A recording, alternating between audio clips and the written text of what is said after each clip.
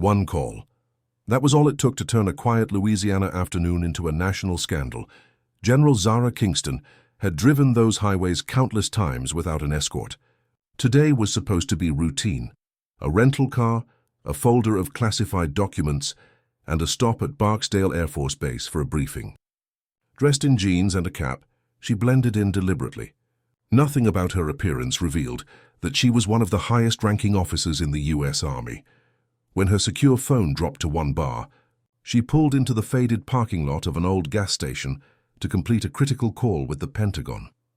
To her, it was just a momentary detour. To the clerk watching from inside, it looked suspicious. Mara Jo Benson didn't see a general handling national security. She saw a black woman speaking into a strange device. A quick call to local police set everything in motion. Within minutes, officers Wade Consincade and Ethan Rohr arrived, eager for action in their sleepy town. Zara stayed calm, palms open, voice steady. She presented her military credentials and federal travel orders. Consincade tossed them aside, calling them fake. When she identified herself as a general, they laughed. Moments later, her wrists were forced into handcuffs. What the officers didn't know was that Zara's phone was still transmitting live to the Pentagon. In seconds, the scuffle in that parking lot became a crisis on the command floor in Washington. Orders flew. Security teams scrambled. By the time federal SUVs roared into Briar Ridge, the damage was already done. Videos recorded by bystanders hit social media before sunset. The world saw exactly what had happened. A decorated general, credentials in hand, humiliated simply because 2 officers decided not to believe her. The footage spread like wildfire and outrage followed. Reporters pressed the police chief. Civil rights groups demanded accountability. Veterans organizations declared that disrespect to one of their own was intolerable. The next day, Zara faced cameras outside Barksdale. In dress blues, she stood tall, ribbons across her chest. "I was not measured by my service," she said, "but by what 2 men chose to see when they looked at me. And they chose wrong." Her words struck deeper than any prepared speech could. Within a week, the officers were suspended, investigations launched, and reforms demanded. But Zara made clear the real point. Silence is never neutral. Injustice survives when people look away. One call had nearly derailed a mission.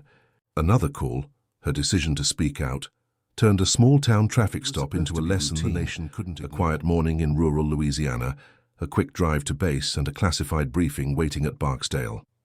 General Zara Kingston, one of the Army's highest-ranking officers, dressed down in jeans and a cap, wanted no attention. She pulled into an old gas station to get a stronger signal for her secure call with the Pentagon. Inside, the clerk, Mara Jo Benson, didn't see a decorated leader safeguarding national security. She saw only a black woman with a strange phone. Suspicion hardened into action. One call to local police changed everything. Officers Wade Consincade and Ethan Rohr arrived, treating the scene as if danger awaited. Zara greeted them calmly, presented her credentials, and explained her mission. They barely looked. Consincade tossed her documents aside, muttering "fake," before ordering her into handcuffs. The cuffs clamped too tight, cutting into her wrist. What the officers failed to realize was that Zara's secure handset was still live, transmitting the entire confrontation directly to the Pentagon. In Washington, stunned analysts listened as the line filled with scuffling and shouted commands. Within minutes, federal response teams were mobilized. By the time unmarked SUVs stormed into the parking lot, cameras were already rolling. Bystanders posted the footage online. A general in uniform credentials, disrespected and restrained, not for her actions, but for her appearance. Outrage erupted across the country. Veterans groups, civil rights leaders, and news outlets demanded answers. The next day, Zara spoke publicly. Standing tall in her dress blues, she didn't ask for an apology. Instead, she delivered a warning. "I was not measured by my record or my service," she said. "I was measured by what 2 men chose to see. And they chose wrong." Her words became a rallying cry. The officers faced suspension, federal investigators moved in, and small-town prejudice was forced into the spotlight. One mistaken judgment had shaken a nation and proved that dignity is not Raymond Carter guided his black Lincoln Continental off I-94 and into a rest stop near Lansing, Michigan. To anyone watching, he looked like a businessman on his way to a meeting. Tailored grey suit, crisp blue shirt, leather portfolio neatly resting on the passenger seat. And that was true. He was heading to a meeting, though not just any. By noon, he was scheduled to brief the governor on critical policy matters. Raymond stepped out, stretching his legs, unaware that 2 local officers had already begun to notice him. In their eyes, a black man in an expensive car on a lonely stretch of highway was reason enough for suspicion. They watched him, whispering to each other, and soon decided to act. Approaching with the posture of authority, they demanded identification. Raymond complied calmly, offering his license along with documents that should have erased all doubt. But prejudice clouded judgment. They dismissed his explanations, muttered, "Story doesn't add up," and within minutes, he found himself pressed against the car, hands cuffed behind his back. What the officers did not realize was that this suspect was no ordinary traveler. Judge Raymond Carter had spent decades on the bench, presiding over some of the state's most important cases. That morning, their routine stop had turned into a career-defining mistake. Word of the arrest spread quickly. At first, the officers remained confident, another suspicious driver taken off the road. But within hours, their world collapsed. Federal authorities arrived, furious that a respected judge had been humiliated without cause. The governor's office demanded answers. The press swarmed, and the rest stop incident was suddenly on every screen in Michigan. The following day, the fallout reached its peak. The same officers who had mocked Raymond Carter now stood silently in court, his court. Cameras flashed as he entered in robes of authority, no longer the man in handcuffs, but the man holding the gavel. Gasps filled the room. The symbolism was undeniable. The power dynamic had flipped completely. Judge Carter did not raise his voice. He didn't need to. He reminded the courtroom and the officers before him that justice is blind, or at least it should be. He spoke plainly about assumptions, about how bias erodes trust, and about the responsibility carried by those in uniform. The law, he said, does not bend to prejudice. It protects us from it. The officers' suspension was immediate, and an investigation into their conduct soon followed. Across the state, police departments were forced to re-examine practices, while citizens debated what it truly meant to serve and protect. For Raymond Carter, the experience was more than personal humiliation. It was proof that no title, no years of service could shield someone from the snap judgment of bias. Yet it was also proof of something greater, that accountability, once set in motion, could reach anyone, even those who thought their authority made them untouchable. What began as a stop on the side of the highway ended as a powerful reminder broadcast nationwide. Dignity is not negotiable, and justice has a way of returning to those in Brookfield, Ohio, when Sergeant Brian Calloway began his patrol. 20 years on the force had taught him to trust his instincts, and that morning, his instincts told him something was off. A lone black woman was jogging through a quiet suburban neighborhood. To him, it didn't fit. He slowed his cruiser, rolled down the window, and called out, "Ma'am, stop for a moment. I need to see some ID." The woman paused, her breathing steady, her eyes sharp. Dressed in running shoes and a simple sweatshirt, she looked like any other early morning jogger. But Sergeant Calloway didn't see that. He saw suspicion where there was none. She responded calmly, "Officer, I live here." "I'm out for my morning run." Calloway frowned.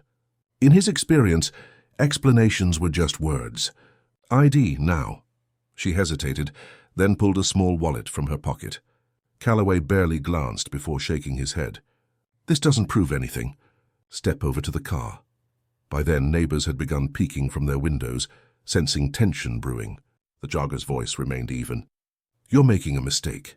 What Calloway didn't realize was that the woman standing before him was not only a resident of Brookfield, but also his superior, recently appointed Police Chief Angela Morris.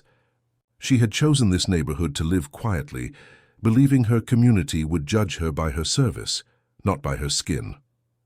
When Calloway insisted on detaining her, she allowed herself to be led to the cruiser. Within minutes, word spread across dispatch. The sergeant had detained the new chief. The moment realization hit, Calloway's confidence collapsed. The rookie mistake of misjudgment became a scandal before his shift even ended. By noon, video from a neighbor's phone was online, showing the sergeant confronting his own boss in a humiliating exchange. That afternoon, Chief Morris walked into headquarters not in jogging clothes, but in full uniform flanked by city officials. The same officers who had whispered about her appointment now stood frozen. Calloway avoided her eyes. His earlier authority reduced to silence. In a measured voice, she addressed the department. Yesterday I took an oath to lead with fairness and accountability. This morning I was treated not as your chief, but as a suspect in my own neighborhood. That cannot stand. Her words resonated far beyond Brookfield. News outlets seized the story. A police sergeant racially profiling his newly appointed chief. Civil rights groups applauded her restraint, while residents demanded reforms. City Hall, under immense pressure, launched a full review of training and oversight. For Chief Morris, the incident was both personal and professional. She had faced bias before, but rarely so openly within her own ranks. Still, she chose not to retaliate with anger. Instead, she turned the moment into a lesson. Policing, she said at a press conference, must begin with recognition of humanity. If we cannot see our neighbors as people first, we fail before we even begin. Sergeant Calloway was placed on immediate leave pending investigation. For him, the encounter was a career-altering mistake. For the community, it was a wake-up call. One jog, one assumption had revealed the deep divide still lingering in plain sight. And from that morning forward, every officer in Brookfield carried a reminder. Judgment without understanding is not just dangerous, it can end a career on a lonely stretch of highway in rural Georgia. The road was quiet, the kind of silence that makes even headlights feel intrusive. When two local officers pulled over an older man driving a black sedan, they thought it was just another routine stop. The man looked ordinary enough, grey hair, steady hands, a calm voice. But when they searched his car and discovered a handgun in the glove compartment, their suspicions hardened. To them, it didn't matter that the weapon was legally registered. All they saw was an older black man with a gun. Without hesitation, they slapped on cuffs and hauled him back to the station. Inside the small-town precinct, the officers treated him like any other suspect. They mocked his calmness, dismissed his explanations, and believed they were in complete control. What they didn't realize was that the man they had arrested wasn't just any citizen. He was General Marcus Ellison, one of the most protected military veterans in the United States. A man with high-level clearance and direct ties to national security. For 30 minutes, the officers joked about paperwork and procedure, completely unaware of the storm about to descend on them. Because when Ellison missed a scheduled security check-in, alarms triggered across federal channels. Within minutes, the Pentagon knew one of their most valuable veterans had been detained, and they weren't taking chances. The doors of the precinct burst open like a scene from a raid. Federal agents poured in, weapons drawn, demanding to know where General Ellison was being held. The stunned officers stammered excuses, but it was too late. The agents moved with precision, uncuffing the general and escorting him out under armed protection. The fallout was immediate. By sunrise, the story was already making waves. Two small-town cops had unlawfully detained a decorated general, sparking outrage not just from civil rights advocates, but from veterans' organizations and national leaders. Calls for accountability flooded in. How could men sworn to protect the law have ignored clear identification, valid permits, and basic respect? At a press conference days later, General Ellison stood before cameras not in anger, but in quiet authority. "I was not dangerous," he said, "but I was treated as if my existence was a threat. This is not just about me. It is about the countless others without rank or recognition who face the same assumptions every day." His words struck deep. The officers were placed under investigation, their careers hanging by a thread. Their small-town department faced federal oversight, and the incident became a flashpoint in the national conversation about racial bias in policing. For the two officers, it was a devastating lesson. The man they had dismissed as just another suspect was the very kind of American hero they claimed to serve.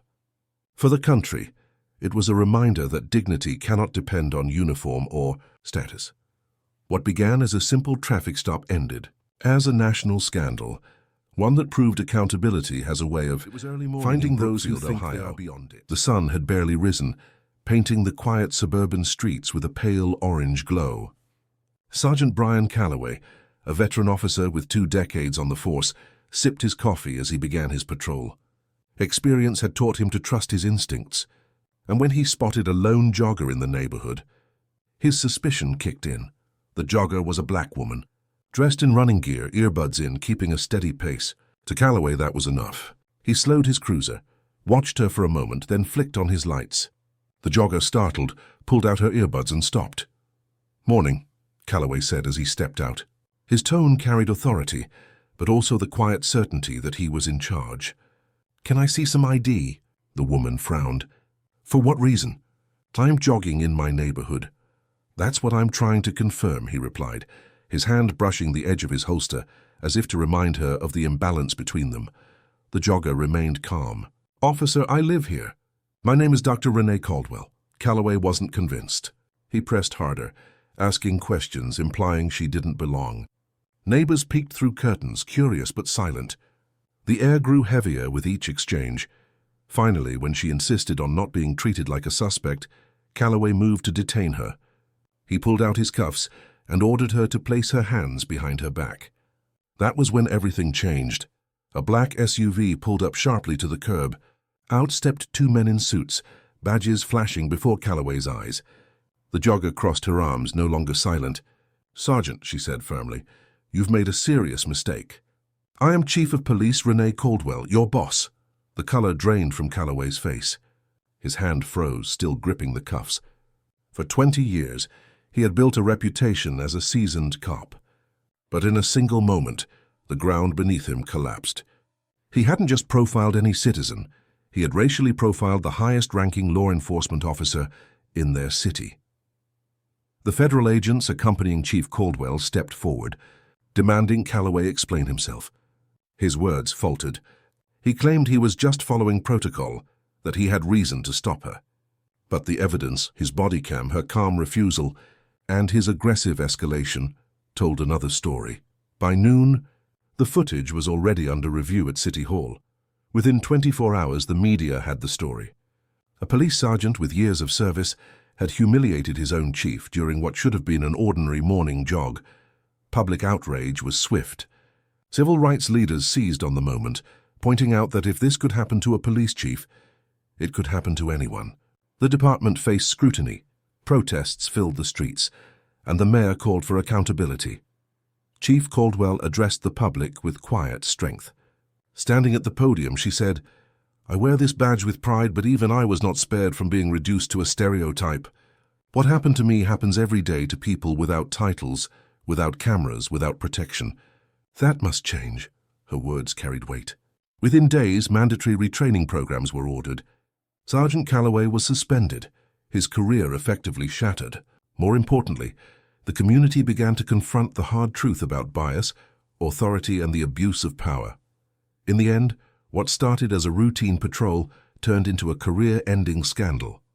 A jogger became a symbol, a police chief became a voice for reform, and a seasoned sergeant learned too late that the badge is not a shield for injustice. When Raymond Carter eased his black Lincoln Continental into a rest stop off I-94, about 40 miles west of Lansing, Michigan.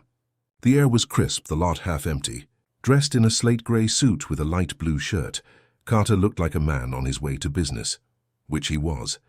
On the passenger seat lay a slim leather portfolio filled with policy documents for a noon meeting with the governor. But appearances can deceive, or rather, be deceived. 2 state troopers noticed him as they circled the area. To them, it wasn't the sharp suit or the professional demeanor that stood out. It was the color of his skin against the backdrop of a luxury car. Their instincts, sharpened less by training and more by bias, told them something was off. They approached, eyes narrowed, questions sharp. Carter complied politely, handing over his license and explaining his schedule. Instead of listening, one trooper smirked, tossing the ID back as if it were counterfeit. The other demanded he step out of the car. Carter's portfolio slipped from the seat, scattering papers across the pavement. Bold stamps from the governor's office were visible, but neither officer bent to read them. Within minutes, the situation escalated. Despite his calm explanations, Carter found himself shoved against the car, wrists locked in cold steel cuffs. Drivers at the rest stop slowed, some whispering, some recording. To onlookers, it looked like another arrest, another man caught in something he couldn't explain. Carter said nothing more. Years in the legal system had taught him that silence could be more powerful than protest. He let the cuffs bite into his skin, let the officers haul him into the back of their cruiser. If they thought they had asserted dominance, they were mistaken, because Raymond Carter was not just a businessman on his way to a meeting. He was a federal judge, one of the most respected in Michigan, a man whose rulings shaped laws, whose signature carried the weight of the Constitution. By afternoon, word of his detention spread through legal and political circles. Colleagues called it outrageous. News outlets picked up the story. A judge in handcuffs for driving while black. Public outrage mounted. Veterans of civil rights battles demanding accountability. The following morning, the two troopers walked into a courtroom expecting routine proceedings. Instead, they froze in disbelief. Behind the bench, draped in robes of authority, sat Judge Raymond Carter. Calm, composed, and holding the gavel, he looked down at the men who had dismissed him as nobody. The irony was undeniable. The very man they profiled now held their careers, and perhaps their futures, in his hands. Carter did not lash out, nor did he raise his voice. He simply let the law, his true weapon, speak louder than prejudice ever could. What began as a baseless traffic stop ended as a national scandal, a moment that reminded the country that dignity and authority are not defined by when Raymond Carter pulled his black Lincoln Continental into a rest area off I-94, about 40 miles west of Lansing, Michigan.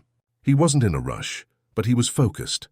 Dressed in a slate-gray suit and crisp blue shirt, he carried himself with the confidence of a man who had important work ahead. On the passenger seat sat a slim leather portfolio.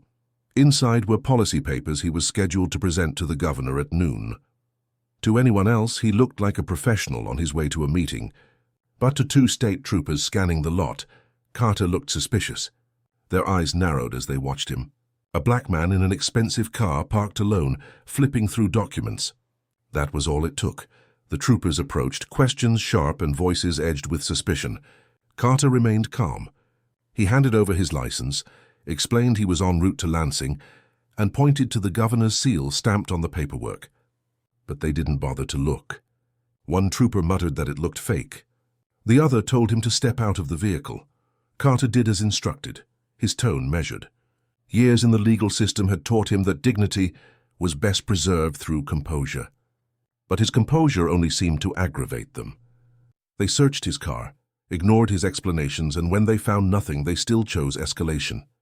Cold steel cuffs clamped around his wrists. His portfolio fell to the ground, papers scattering across the asphalt. Bold government seals and legal signatures flapped in the breeze, but the officers didn't care. To them, Carter wasn't a man with an appointment. He was a suspect who didn't belong. Inside the cruiser, Carter sat silently. He could have shouted. He could have fought. Instead, he allowed the moment to unfold. Because he knew something the officers didn't. He wasn't just a businessman in a suit. He was Judge Raymond Carter, a federal judge with authority far higher than theirs. By afternoon, word of his arrest began to spread. The paperwork retrieved from the scene identified him immediately. Legal circles buzzed with disbelief, and when the media caught wind, outrage exploded. Headlines screamed of racial profiling, civil rights leaders demanded accountability. And veterans of the justice system spoke out. If this can happen to a federal judge, what chance does an ordinary citizen have? The very next morning, the troopers walked into court expecting routine proceedings. Instead, shock froze them in place. Sitting on the bench, draped in black robes of authority, was the same man they had arrested less than 24 hours earlier. Judge Raymond Carter, calm, steady, and now holding their careers in his hands. He didn't yell. He didn't gloat. He let the silence in the courtroom speak before delivering the simple truth. Yesterday you saw only what you wanted to see. Today, you will see me for who I am. What began as a baseless arrest ended as a lesson carved into history. Authority and respect cannot be judged by appearance.